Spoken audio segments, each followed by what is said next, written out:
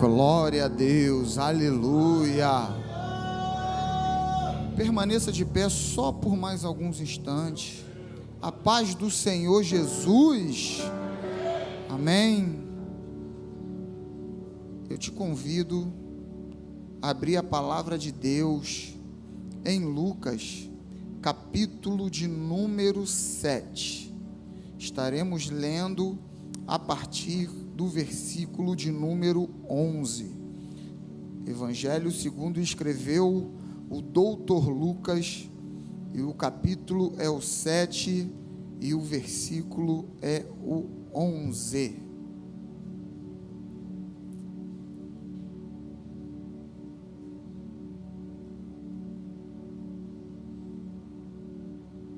Amém? Eu estarei lendo os ímpares, você estará lendo os pares. Glória a Deus. Assim diz a poderosa palavra do Senhor. No dia seguinte, partiu Jesus para uma cidade chamada Naim, e com ele caminhavam seus discípulos e uma grande multidão. Ao se aproximar da porta da cidade, estava saindo o enterro do filho único de uma viúva, e grande multidão da cidade a acompanhava. Ao observá-la, o Senhor se compadeceu dela e a encorajou: não chores. E aproximando-se, tocou no esquife. Então os que carregavam: eu te ordeno, levanta-te. No mesmo instante, o jovem que estivera morto se pôs sentado e começou a conversar, e assim Jesus restituiu o jovem à sua mãe. Até aí. Pai, obrigado, Senhor, pela tua presença no nosso meio. Espírito Santo de Deus, faça a ligação perfeita, Senhor, entre a sua palavra, a sua igreja e aquele que a transmite, Pai, para que haja cura, transformação, libertação e salvação nesta noite. E é no nome poderoso de Jesus que nós te pedimos e já te agradecemos. A igreja diga amém. Amém. E pode se assentar dando glórias ao nome do Senhor Jesus. Igreja amada, presta atenção no cenário que nós acabamos de ler. Naim era uma cidade pequena. Para que a gente possa entender bem, pensa num condomínio, um condomínio grande murado, onde o mesmo portão de entrada é o mesmo da saída. Naim era uma cidade assim, era uma cidade pequena, murada, onde tinha um único portão. O mesmo portão onde era a entrada era o mesmo que era a saída. A mesma rua que era a entrada da cidade era a rua que era a saída da cidade. Era uma cidade pequena, murada, com um único portão. Qual era a atmosfera dessa cidade? Nesse momento aqui, era uma atmosfera de luto, era uma atmosfera de pranto, de dor, de choro, era uma atmosfera de desânimo, de perda. Por quê? Porque tinha uma mãe chorando, e ela não estava chorando, irmãs, porque ela colocou a roupa na corda e a roupa não secou. Ela não estava chorando porque o marido largou uma roupa espalhada mais uma vez na casa. Ela não estava chorando porque o arroz queimou. Ela não estava chorando porque o marido não recebeu o pagamento que deveria receber e ela deixou de pagar uma conta. Ela não estava chorando porque nesse final de semana ela não foi fazer o cabelo, não foi fazer a unha. Ela não estava chorando porque o time de coração dela nesse final de semana perdeu. Sabe por que essa mulher estava chorando? Era uma viúva, irmãos. A viúva nos tempos de hoje já está numa situação difícil. Já é uma situação complicada e triste. Naquele tempo, então, que não havia previdência social, naquele tempo que a mulher era tratada de outra forma, já era uma situação mais difícil ainda para uma viúva. Essa mulher que já era viúva, já tinha perdido ali o seu esposo, agora ela perdia o seu filho. Agora ela caminhava em direção ao sepultamento do seu filho junto com aquela multidão. Essa mulher chorava a perda de um filho e ela estava chorando sozinha. Ela não tinha seu marido para chorar com ela. Ela não tinha o marido para abraçá-la no momento da perda, do choro. Ela não tinha o marido para consolar. Ela não tinha mais a sua família, acabou. Ela não tinha mais esperança. Ela não tinha mais a sua provisão e ela não tinha mais a esperança da provisão. Os sonhos que aquela mulher teve quando ela engravidou daquele filho acabaram também ali, morreram. Essa mulher não teria mais netos. Essa mulher não teria mais descendência. A nossa sociedade, a sociedade brasileira, a cultura brasileira não pensa muito, não fala muito em descendência, em posteridade. Mas aquela cultura ali é uma cultura que valoriza muito isso. Então ela não teria mais a sua descendência. Ela perdeu ali tudo, ela perdeu suas esperanças, o seu único filho. Não era comum naquele tempo as pessoas terem um filho. Eu não sei dizer por que essa mulher só teve um filho. Eu não sei se o marido morreu logo no início. Eu não sei se ela vinha de um caso de esterilidade e ela por um milagre só teve aquele filho.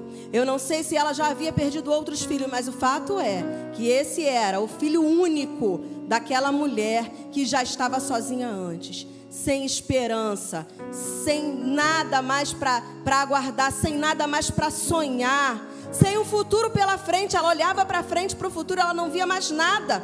A gente, quando é mãe, a gente olha para os nossos planos, os nossos planejamentos, e a gente procura saber se aquilo ali, o nosso filho vai estar enquadrado, porque se não tiver, a gente desiste. A partir do momento que você sonha ter um filho, a partir do momento que você concebe um filho, você tem um filho, você passa a colocar o seu filho em tudo que você planeja, em tudo que você sonha, em tudo que você espera.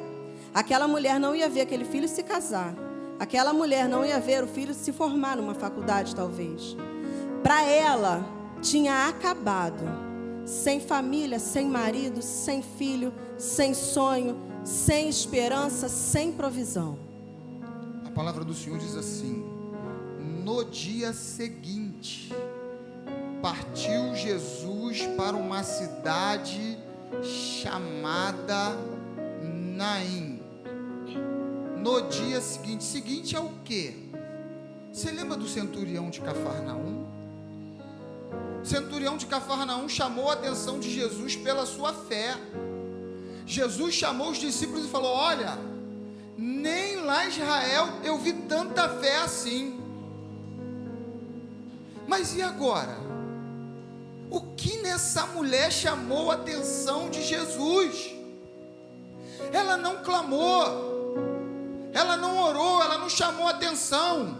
O cego, quando foi curado, ele clamou: Jesus, filho de Davi. Mas e agora essa mulher? O que Jesus viu nela? O que foi que nela chamou a atenção de Jesus, para que Jesus entrasse com providência na vida dela? Nós vemos aqui no texto duas citações à multidão. Versículo 11, ele fala que com Jesus caminhavam seus discípulos e uma grande multidão. E no versículo 12 fala que grande multidão da cidade acompanhava essa mulher. Muitas vezes, irmãos, diante da multidão, tá tudo bem, tá tudo lindo. Muitas vezes no Instagram, o casalzinho tá lá na pose, tudo bem, tudo maravilhoso. Muitas vezes, diante da multidão, a gente está sorridente. Muitas vezes a gente se preocupa com o que vai aparecer na multidão. Como é que eu vou chegar na frente da igreja? Como é que eu vou entrar na porta da igreja? Como é que eu vou cumprimentar meu irmão? O que o meu irmão vai achar de mim? O que os irmãos que estão lá vão ver? E eu coloco um filtro no Instagram, e eu coloco a foto mais bonita. Aquele sorrisão, é o que a multidão está vendo, irmãos. É o que a multidão está vendo. A multidão estava ali com aquela mulher, vendo as lágrimas que caíam no seu rosto. Mas o Senhor Jesus que te contempla fora da multidão, o Senhor Jesus que te contempla na madrugada, o Senhor Jesus que te contempla no secreto, naquele quarto fechado, o Senhor Jesus, Ele contemplava naquela mulher o seu íntimo, o seu interior. Se a multidão enxergava lágrimas rolando no seu rosto, o Senhor Jesus enxergava nela ali lágrimas na sua alma, a dor do seu interior, aquilo que a multidão não era capaz de enxergar. A palavra diz que Jesus andava com os discípulos e com a multidão. Discípulos e multidão. Tem diferença, pastor? Discípulo e multidão tem. Tem diferença, sim. Qual a característica da multidão? A multidão quer pão, quer peixe, quer ver milagre na hora. A multidão quer chave de carro, chave de casa. A multidão quer buscar o Senhor quando está com necessidade.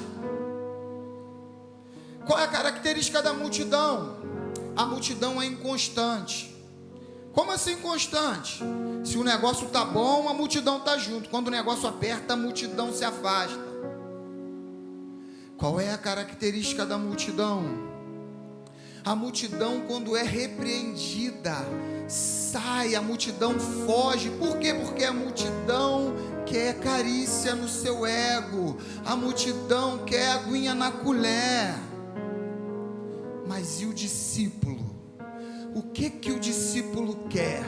O que chama a atenção de um discípulo? O que chama a atenção de um discípulo e o que mais interessa no discípulo é a presença de Deus. Eu não sei se você entrou aqui nessa noite com rótulo de discípulo ou com rótulo de multidão, mas Deus quer te dar uma chance de sair do banco da multidão e sentar no banco dos discípulos. Glória. Amaracé, Ele está aqui nessa noite. Aleluia. Oh, glória. Aleluia. Presta atenção. Quem estava morto era o menino jovem ou era sua mãe? Quem estava morto? A igreja participa. Quem estava morto? O jovem. Mas Jesus, quando entra em cena, Ele não aborda o jovem primeiro. Ele aborda a mãe. Por que isso? Talvez você está aqui nessa noite e você veio orar por alguém. Deus, eu estou aqui porque meu filho está perdido na droga. Deus, eu estou aqui porque meu marido está na cachaça. Deus, a minha esposa, ela continua lá com os ídolos dela. Você veio aqui talvez buscar por alguém. Mas deixa eu te falar uma coisa. Antes de tratar desse alguém, Deus quer ter um contato com você. É porque antes de tratar do jovem, Ele foi na mãe. Ei, Deus te trouxe aqui. Eu sei que você veio aqui pedir por alguém, clamar, chorar, mas Ele quer ter um contato contigo primeiro nessa noite. É contigo primeiro. Ele primeiro falou com a mulher, Ele não falou com o jovem primeiro. Primeiro Ele quer ter uma aproximação com você. Glória a Deus.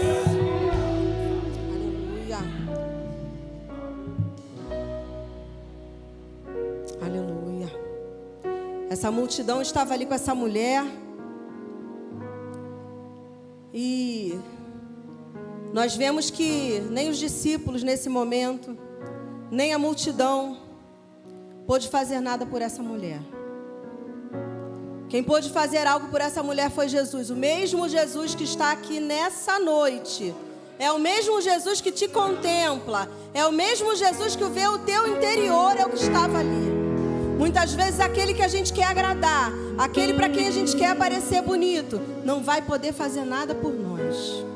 Mas aquele que ressuscitou ao terceiro dia, morreu no nosso lugar, mas ressuscitou, Ele está aqui nessa noite. E é Ele que está olhando para nós, é Ele que está contemplando o nosso interior. Mas ali naquela multidão, existiam algumas pessoas que eram os carregadores do esquife. Quando Jesus fala com a mulher e ele olha o cenário, sabe o que Jesus vê? Pessoas carregando os sonhos daquela mulher. Pessoas carregando a provisão daquela mulher. Para onde? Para a sepultura. O cenário que estava ali a hora que Jesus chegou era esse. Pessoas estavam carregando o sonho dela para a sepultura. Ai, deixa eu te perguntar uma coisa. Eu tenho certeza que todo mundo aqui já foi a um sepultamento, ou já viu um sepultamento, ou já acompanhou algum parente. Quem é que carrega o caixão? Parentes próximos, amigos, vizinhos, colegas do trabalho mais chegados. O que o senhor está querendo falar com isso, pastor? As pessoas que nós não conhecemos, elas não têm o poder de carregar os nossos sonhos. Quem nos fere, quem nos machuca, quem nos derruba, são as pessoas mais próximas. As palavras que ferem o nosso coração, que nos jogam no chão, são as pessoas que a gente ama, que estão próximas. As pessoas de longe, elas não têm essa capacidade, porque quando é uma pessoa estranha, que você não conhece, que não tem intimidade, você não esquenta. Mas são aquelas pessoas mais próximas que têm o poder de lançar uma palavra na tua vida, que vai enterrar o teu sonho. É um parente próximo que tem a coragem de virar para você e falar assim: o teu marido nunca vai ser de Jesus. É um parente próximo que tem o poder de falar que o teu filho nunca vai voltar, nunca vai sair das drogas, que a tua filha nunca vai sair da prostituição, que o teu casamento nunca vai ser um casamento feliz. Ei, mas sabe quem entrou em cena?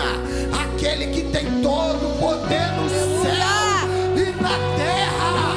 E a primeira coisa que ele fez foi falar: para carregadores que eu estou aqui, pode ir parando, tira a mão do sonho dessa mulher agora.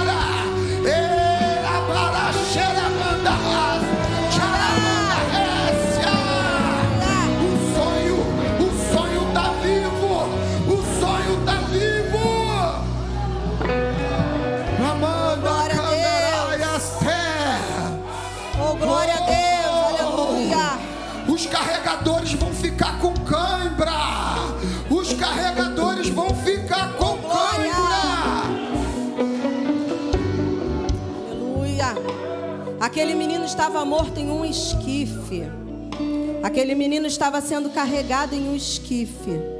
Hoje, infelizmente, existem famílias que estão mortas ao redor da mesa, e em vez de estarem em comunhão, conversando, como foi seu dia, elas estão ali, estão ao redor da mesa, mas estão mortas, cada um no seu celular. Existem filhos hoje que não estão mortos em esquifes, mas que estão mortos em quartos fechados, que não se comunicam com seus pais, que não se comunicam com seus irmãos, que não têm mais amor pelos seus pais. Existem famílias hoje mortas, porque um não fala mais com o outro. Existem casamentos mortos, em que não há mais comunhão, não há prazer na presença do outro, não existe amizade no casamento.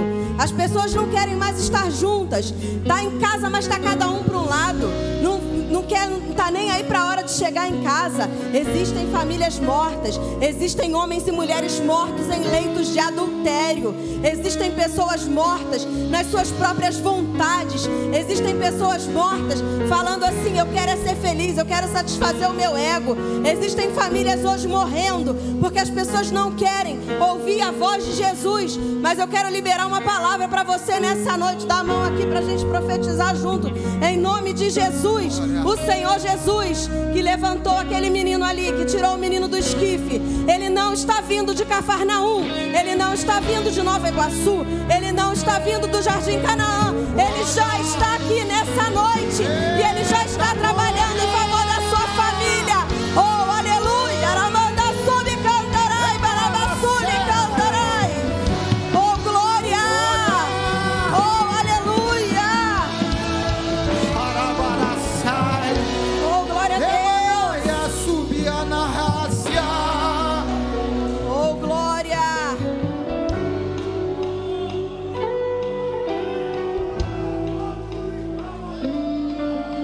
Oh, glória!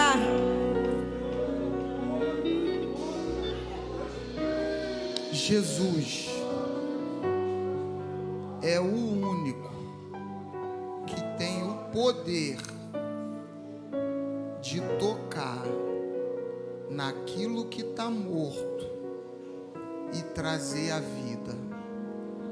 Porém, entretanto, contudo, todavia, nós, vocês, precisamos expor aquilo que está morto, aquilo que está podre, aquilo que está doente, para que Ele possa colocar as mãos. Pastor, mas ele era nazireu, ele não podia tocar no morto. Realmente a palavra diz que ele não tocou no morto, a palavra diz que ele tocou no esquife. Quando ele tocou no esquife, que era uma forma de caixão, era uma maca, tipo essa maca do futebol, onde 4 pessoas carregam. Quando ele tocou na maca, o que estava na maca ficou curado. Glória! Eu não sei se a podridão está lá no teu quarto, naquele computador lá no cantinho. Eu não sei se é o teu celular que precisa de um toque. Eu não sei se é na cama, se é na hora que está todo mundo fora de casa, ou se é dentro do seu carro, ou se é no caminho do trabalho, no trem, na condução. Eu não sei onde é. Uma coisa eu sei: enquanto você continuar escondendo o que está podre, o que está morto, vai continuar fedendo. Mas a hora que você tiver coragem de expor para o Senhor: Senhor, toca em mim, toca onde está morto, toca onde está podre, toca onde está fedendo. Onde Jesus toca, a cura chega. Onde Jesus toca, o que estava morto vive, o que está fedendo fica cheiroso. Deixa Jesus tocar onde está morto. Não esconda, não esconda. O que Jesus precisa ali, ó, estava à vista, estava à vista.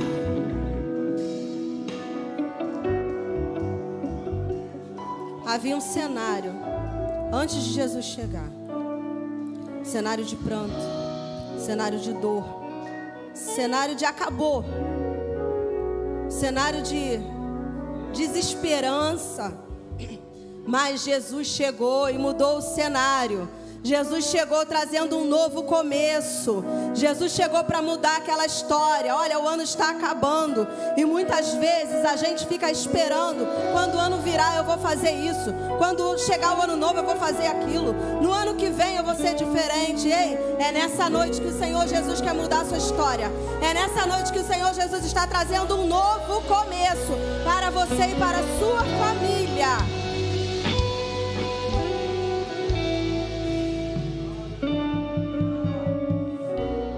Se a gente for acompanhar na palavra de Deus, existem os momentos lá da cerimônia. Existe aquele momento onde a pessoa que está morta ela é velada. Lembra da filha de Jairo? A filha de Jairo estava sendo velada ainda.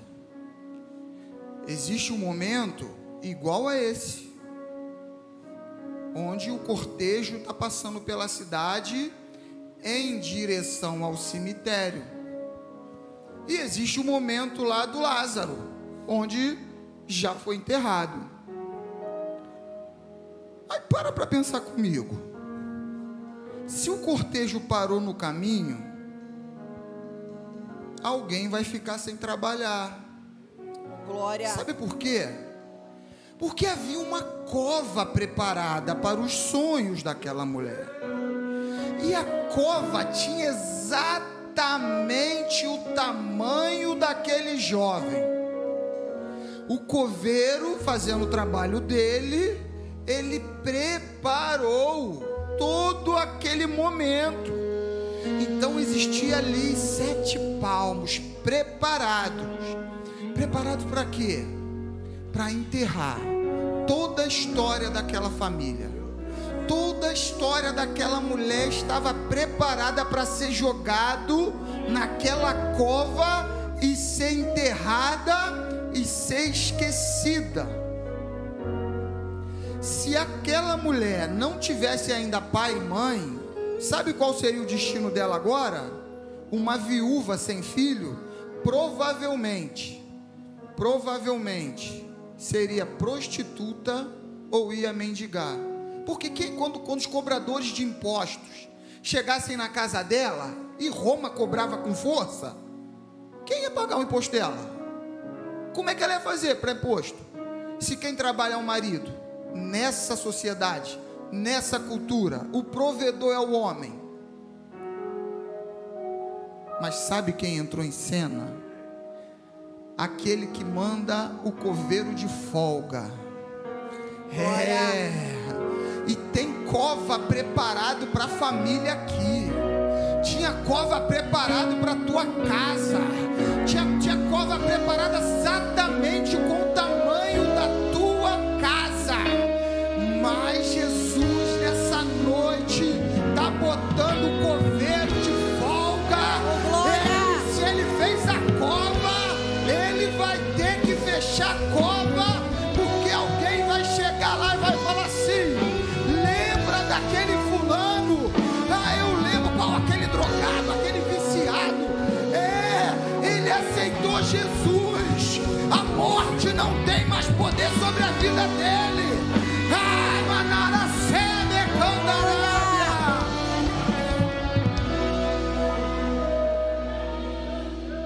Todo mundo que estava saindo da cidade estava saindo chorando.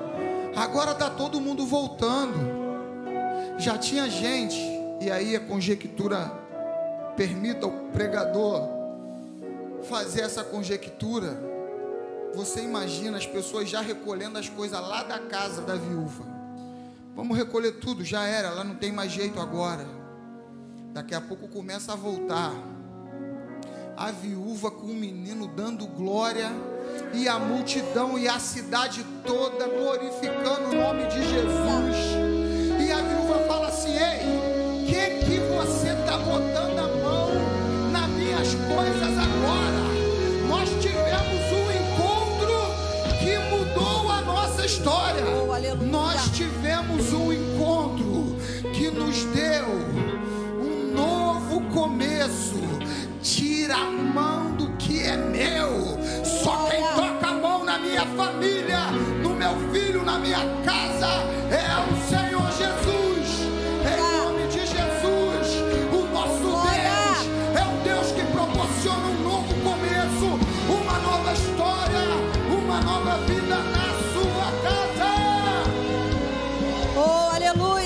cancelando nessa noite o sepultamento dos seus sonhos. Ele está cancelando nessa noite o sepultamento da sua família.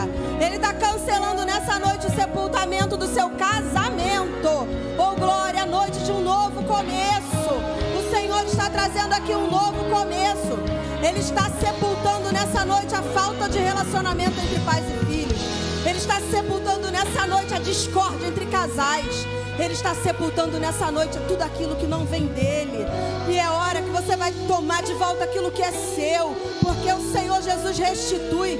Na palavra diz aqui, ó, que o Senhor restituiu o jovem à sua mãe. O Senhor está restituindo. Aqueles que já estavam dividindo os despojos, aqueles que já estavam planejando assim, olha, eu fico com isso, tu fica com aquilo, vão ter que desistir, vão ter que devolver.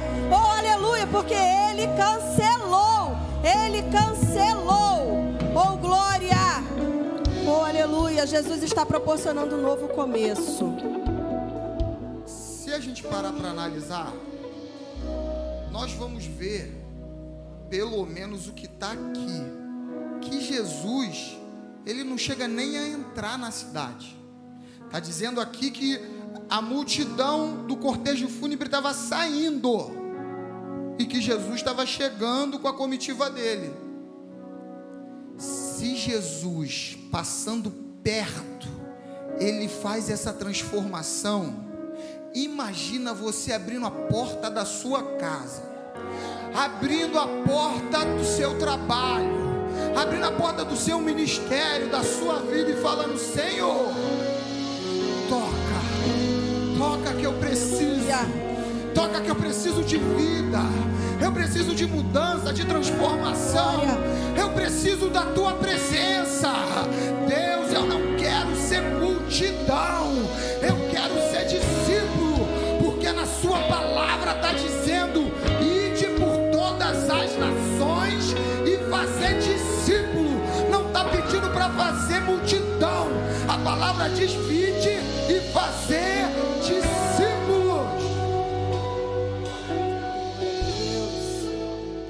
Eu não sei o que está morto aí na sua vida, na sua família, na sua casa, mas no versículo 14 fala assim: e aproximando-se tocou o esquife, então os que o carregavam pararam, e Jesus exclamou: jovem, eu te ordeno, levanta-te. E no mesmo instante o jovem que estivera morto se pôs assentado e começou a conversar. Nessa noite o Senhor te ordena: levanta-te. Nessa noite o Senhor te ordena: te ergue. Nessa noite o Senhor te ordena: sai desse esquife. Nessa noite é o Senhor que te chama. E aquele morto ouviu a voz do Senhor Jesus. Como é que pode alguém que ainda acha que está vivo e não ouvir a voz do Senhor Jesus? E o Senhor Jesus está dando ordem nessa noite: levanta, levanta, levanta, levanta. Oh, glória. Aleluia.